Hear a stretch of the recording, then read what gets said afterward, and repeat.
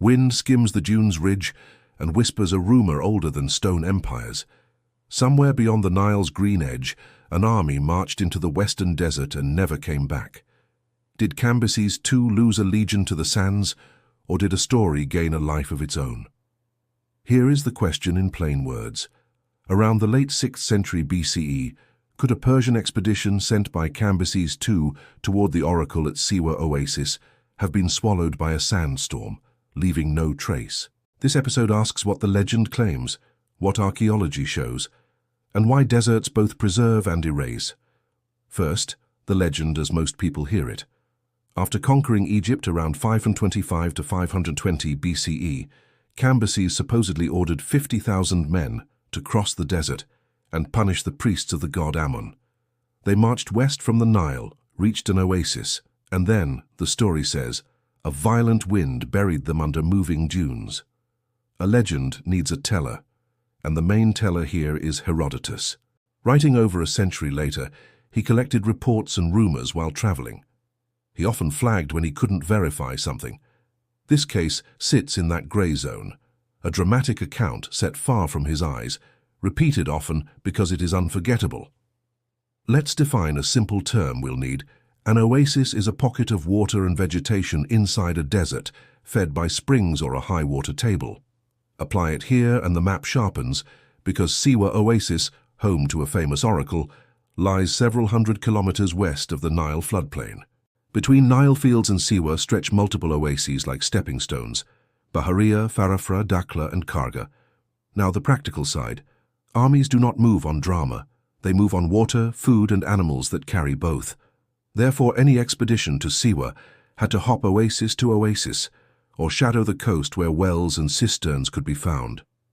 Because the legend names a round number, 50,000, it invites us to imagine a vast column. But numbers in ancient stories often signal scale, not an audit. Even a smaller force would be hard to supply, especially in summer when distances feel longer with each breath. Next, what does archaeology say? Across the western desert, archaeologists have mapped caravan routes, way stations, pottery scatters, and wells that date to pharaonic and later times. They have found evidence of Persian-era presence in Egypt, but no verified single mass grave of a lost army. Claims have surfaced from time to time, often with striking photos or hopeful headlines. One dig might report arrowheads and bones, another campfires and shards, another a cluster of burials that could fit many stories. When tested, these finds usually resolve into mixed-period remains, later graves, or ordinary desert traffic rather than one catastrophic event. This doesn't prove the event didn't happen. It shows the record is thin. Absence of evidence is not evidence of absence, but in archaeology, durable patterns matter more than one dramatic hit. After more than a century of surveys and expeditions, a single unmistakable field of Persian equipment has not appeared. Why is that? Because deserts are tricky archivists. They preserve and erase at the same time. Dry air can mummify a body or a piece of cloth, while wind can grind a campsite into a memory. Here is how the desert preserves. Low humidity slows decay. Salts in the soil can desiccate organic remains. Shade inside rock shelters can protect textiles and wood for thousands of years.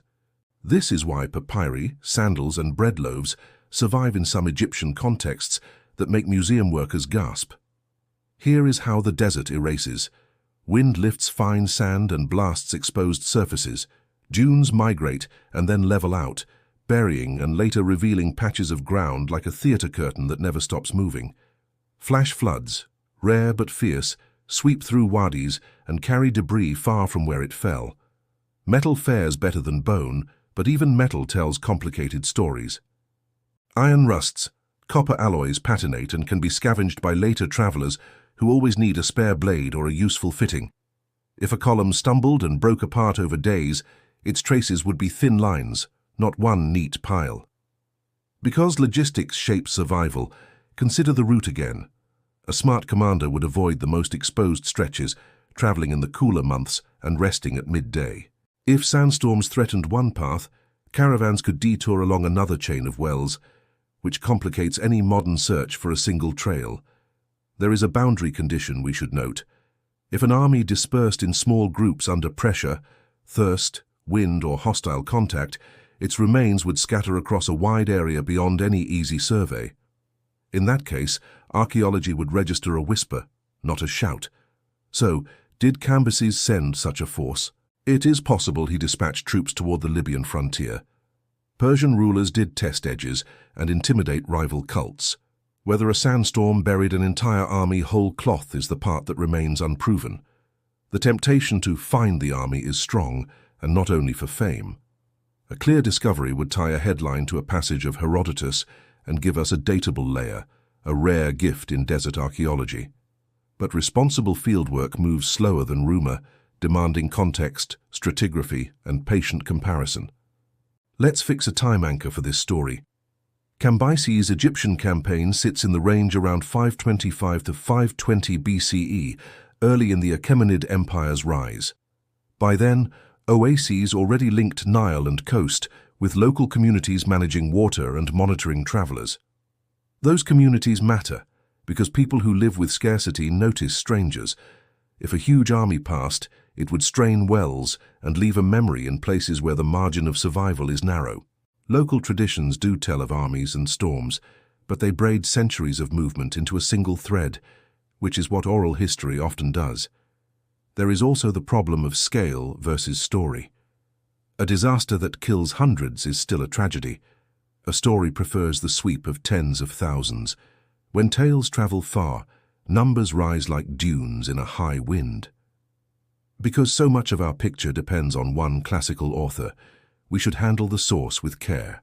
Herodotus loved inquiry, and sometimes used phrases like, "so they say," signaling distance from certainty. His value is less in the verdict than in the collection of possibilities, an invitation to look. Why do such mysteries persist? First, deserts look like blank pages, and blank pages beg for ink. Next, the setup is perfect. A powerful king, a sacred target, a hostile landscape, and a single, overwhelming force of nature. There is also a modern reason. Expeditions need funding. Bold claims travel faster than careful caveats. Images of bronze points in sand outrun footnotes, which means even sober work lives in a market of attention that rewards the dramatic ending we do not have. Finally, what can we say with confidence? Egypt's western deserts were highways of water points and risk, patrolled by environment and time. Armies could move there, but only by respecting the arithmetic of wells and days. If Cambyses sent a force towards Siwa, it faced those same sums. If it failed, the desert did what deserts do. It buried some parts, scattered others, and offered none of it up neatly. If it succeeded, the story of disaster may be a rival's rumor stapled to the name of a king. The principle we can carry forward is straightforward. Legends gather around the edges of knowledge, and deserts create edges faster than we can map them. Therefore, the lost army is less a solved case than a reminder that landscapes are editors of history, crossing out lines we wish they had saved. The distilled takeaway is this: the rumor of Cambyses' lost army endures, because deserts both keep secrets and invent them, and until evidence speaks clearly, the silence is part of the story. If you want more open case files where myth meets the archaeological record, like and subscribe for the next chapter.